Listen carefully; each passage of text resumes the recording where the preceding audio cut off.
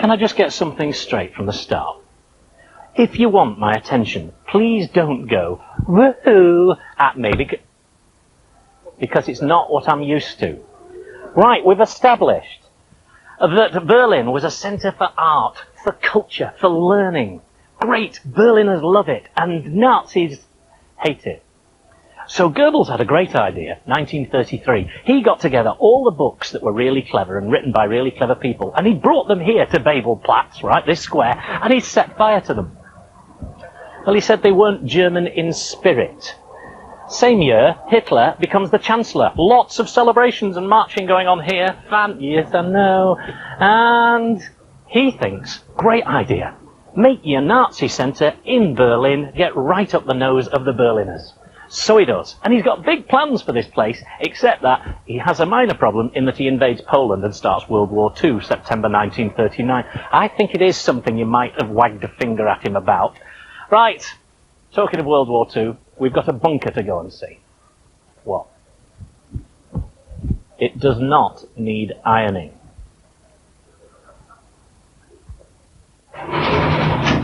So, first of all, for the Nazis, everything was going okay. They'd invaded Poland successfully, the Netherlands, Belgium, France. They were even marching on Russia. And they'd come up with a solution for the Jews, concentration camps. Here in Berlin, where everything had its headquarters, it was reasonably quiet. They had had a few air raids, but things really started to hot up in 1943. Between 50 and 80,000 Berliners were killed in air raids then. And during that period, they started to build a lot of these. Airports. No, they're not. Get off. They're not airports. So see that the stupidity runs in the family.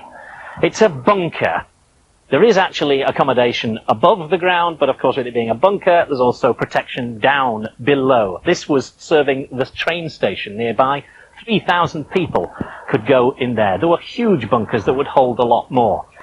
Now, Hitler couldn't believe it when in 1945 the Russians marched on Berlin. They'd crossed a river 100 miles away, and in a final act of insanity, he sent ill-prepared troops out of here to go and confront the Russians. They failed. It was a massacre.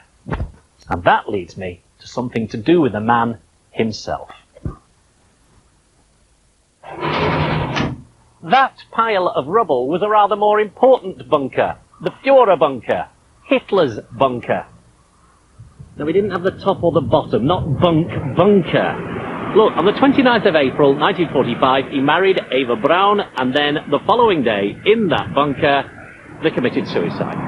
Cyanide, and just to make sure, shot themselves. The bunker actually disappeared for years. It was in no man's land between the two walls, and it was only found again in 1989 when there was a rock concert on. Now, they're ripping it apart so it doesn't become a shrine to Hitler.